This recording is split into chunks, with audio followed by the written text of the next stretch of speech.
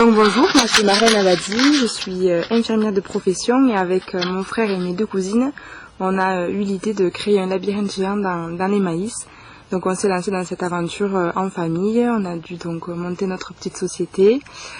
D'où nous est venue l'idée, c'est tout simplement que nous on est tous fils et filles d'agriculteurs, donc la nature, les maïs, c'est notre enfance. Et du coup, on a voulu en étant un peu plus grand, mettre ça en activité grandeur nature. Du coup, on s'est rapproché de la franchise de Popcorn Labyrinthe, qui est une franchise nationale et qui propose un concept clé en main, avec une expérience et un professionnalisme de qualité, puisqu'ils nous ont accompagnés depuis janvier dans la création de notre projet et dans la finition. Donc nous travaillons avec eux pendant 5 ans, on a signé un contrat pendant 5 ans avec eux. Et du coup pendant 5 ans, il y aura un labyrinthe sur Ibos avec des énigmes différentes chaque année, un parcours nouveau chaque année aussi, et du coup de nouveaux jeux en bois. D'accord. Du coup c'est un labyrinthe géant sur 5 hectares, donc il y a environ 2 à 3 km de chemin. Donc on propose à l'intérieur 2 activités, soit le parcours jeu en bois, soit le parcours jeu de piste. Donc le parcours jeu de piste, c'est avec des énigmes. Donc pendant 5 étapes, les clients devront répondre à des énigmes qui les amèneront dans un mini labyrinthe avec 4 indices qui s'y cachent à l'intérieur et qui permettront aux clients de sortir en trouvant le code de la sortie. C'est pareil pour les jeux en bois. Dans chaque étape se trouve un grand jeu en bois dans lequel ils pourront s'affronter en famille ou entre amis. Et pareil, une petite énigme à la fin avec 4 indices, toujours pareil, dans un mini labyrinthe pour pouvoir trouver le code de la sortie. Voilà, on propose également des nocturnes. Donc cette année, c'est tous les mardis et vendredis soirs. Donc ça, c'est les nocturnes pour tous. Ce sont des activités de la journée qu'on propose la nuit. Donc bien sûr à la frontale. Et tous les jeudis soirs, c'est une nocturne à thème, une core murder party qu'on appelle ça, avec là un meurtre à élucider, avec des indices à trouver dans le grand labyrinthe. D'accord. Et la nuit, c'est à partir de quelle heure alors? Alors la nuit, on propose 2 horaires différentes en juillet et en août. En juillet, c'est de 22h à 23h les départs. Voilà, mais il y en a pour 1h30 de parcours. Et en août, on propose ça de 21h30 à 22h30. D'accord. Pour les nocturnes. Et pour les activités de la journée, on est ouvert tous les jours non-stop de 10h à 18h30 pour des départs à l'heure qu'on veut. Et il faut compter 1h30 de parcours. D'accord. Alors en fait, c'est une idée qui nous est venue, ça fait un petit moment qu'on pense à cette idée, qu'on se demande comment on pourrait faire. Et puis en cherchant sur internet un petit peu les labyrinthes, on est tombé sur cette franchise. Et en fait, on les a contactés immédiatement parce qu'ils nous proposaient de devenir franchisés. D'accord. Donc nous, on a posé notre candidature et on a été retenus par la franchise. D'accord. Voilà, ils étaient intéressés par notre parcours, voilà, en étant parce que le terrain est à nous, et une partie du terrain est du coup à mon grand-père. Donc c'est sur les terres familiales, et puis voilà, ils étaient intéressés par notre profil de travail en famille, tout ça. D'accord. Et donc le circuit, c'est vous qui l'avez fait ou c'est eux qui mettent tout en place? Alors le circuit, c'est eux qui le créent, et c'est eux qui sont venus nous le tracer. Donc une fois que le maïs a été semé, ils sont venus le tracer un mois après. C'est-à-dire, alors, vous avez mis du maïs partout, donc il y a des parties qui ont été enlevées, c'est ça? C'est ça, donc en fait on a semé le maïs avec le semoir normalement. Et une fois que le maïs a été à peu près à la hauteur du genou, ils sont venus tracer donc avec des repères les chemins. Et nous ensuite on est venu arracher le maïs sur lesquels allaient passer les chemins. Là, donc c'est une affaire qui est faite en famille, c'est quoi alors? C'est combien vous êtes alors? C'est ça, donc c'est une affaire de famille. Donc moi je suis Marlène, il y a mon frère Aurélien qui travaille à mi-temps dans l'entreprise familiale de l'horticulture et agriculture, et dans notre partie dans un bureau d'études dans la conception et l'innovation de l'agriculture. Ensuite il y a Blandine, ma cousine, qui est dans ses études, qui rentre en école de commerce, et Victoria, sa sœur, qui est anciennement travaillée dans une concession automobile.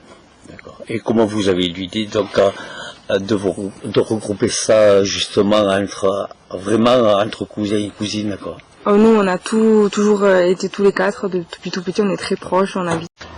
Alors ici, on est au premier jeu, vous me dites? Ouais. Étape numéro 1, ouais. Avec le premier jeu en bois. D'accord. Et ça consiste en quoi ce jeu alors? Et bien là, vous avez une série de baguettes. Il faut qu'au final, il n'en reste plus aucune. Et on a le droit ça se joue à 2.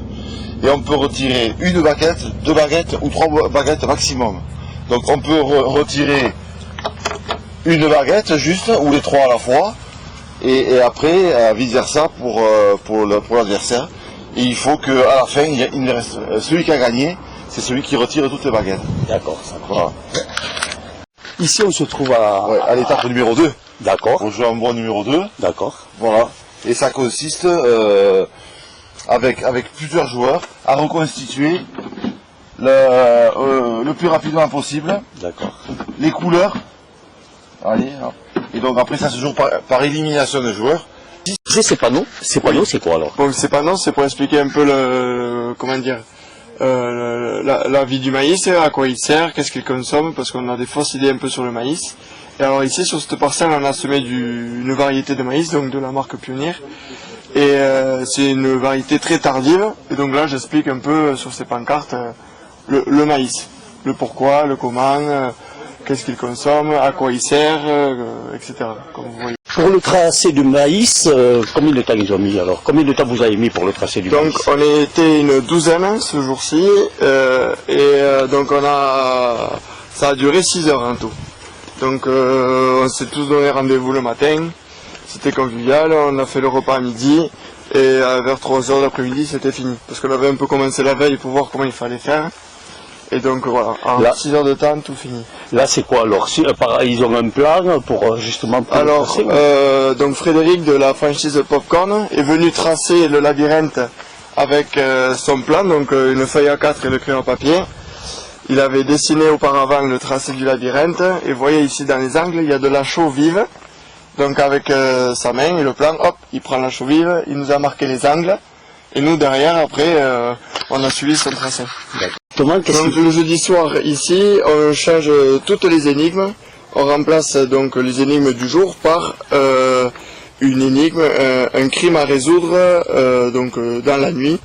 Donc c'est sur le thème d'un meurtre dans un musée. Donc il y a toute une histoire, il faut découvrir qui est le meurtrier, l'arme du crime, à quelle heure ça s'est passé, tout ça.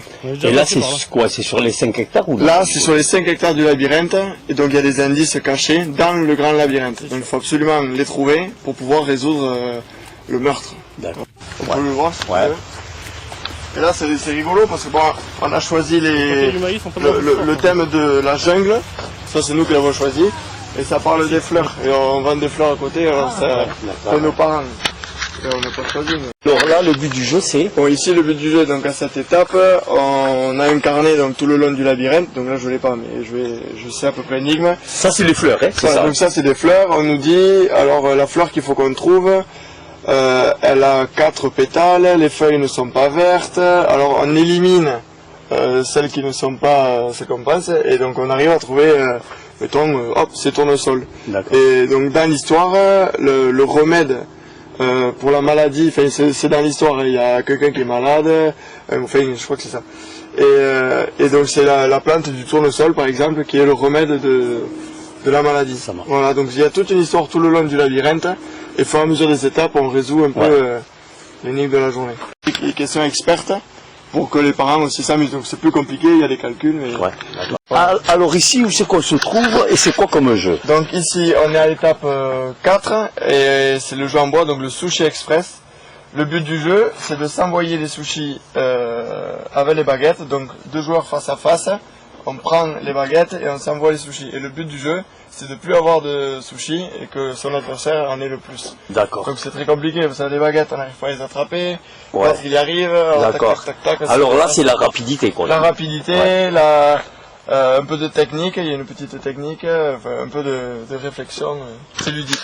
On voit qu'il y a 2 cailloux avec un petit trou, alors c'est quoi ça alors? Alors ça c'est mon repère, c'est pour moi. Donc là la journée il y a ces 2 cailloux là pour boucher le trou, pour pas que la terre y rentre. Mais sinon tous les jeudis soirs j'enlève ce caillou Et je mets donc à la place des cailloux, dans le trou, un piquet avec les indices pour les nocturnes. Pour les jeudis soirs, pour résoudre le crime. Donc là, par exemple, ici, c'est, mettons, l'arme du crime qui a été retrouvée à cet endroit-là. Donc c'est mon repère et je mets un petit tas de cailloux pour me repérer. Parce que sur les 5 hectares... Hein, ça doit pas être évident. Non, c'est pas évident. Ouais. Mais on y arrive. Ouais. Les dates, Alors vous disiez, pardon, début septembre, c'est ça? Oui, donc le 9 septembre ici, il va y avoir une soirée spéciale, donc c'est sur réservation. C'est la soirée de l'horreur. Les gens viennent déguisés. Il y a des zombies, il y a des survivants. Ici, quoi? Donc ici, sur l'étape 5, on retrouve donc une autre énigme.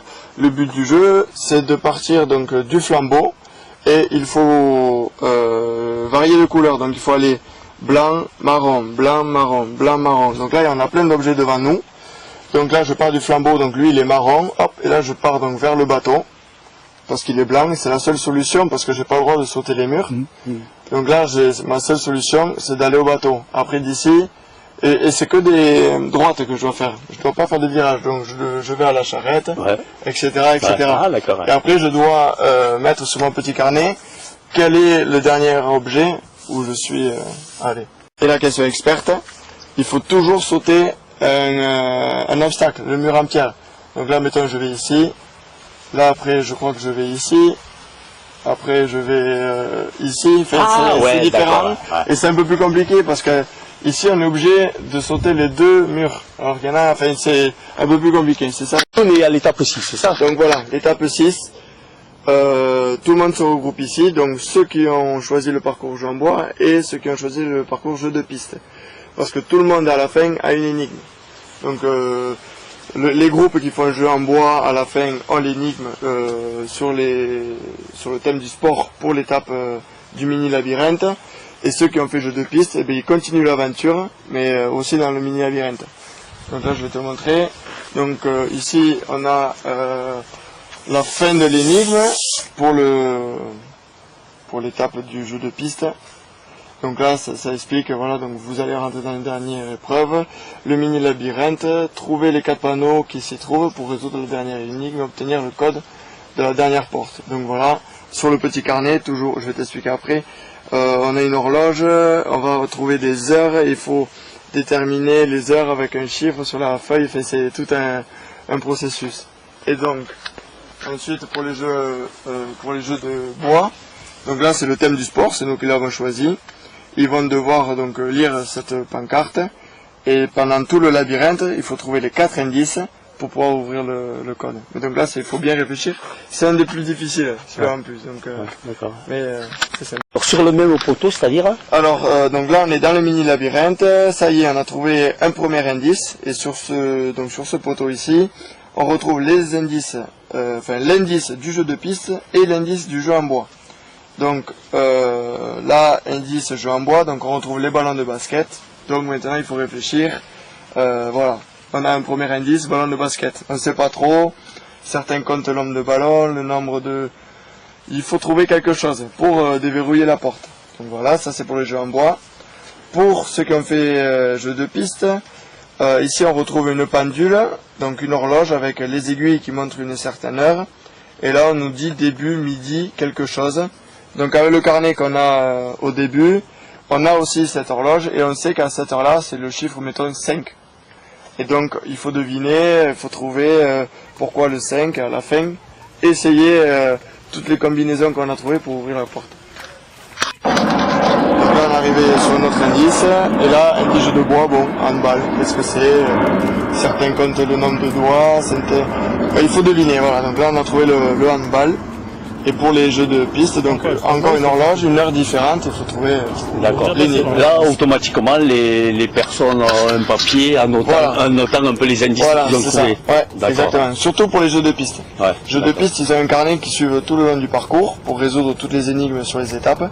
Et en plus, celle du mini-labyrinthe.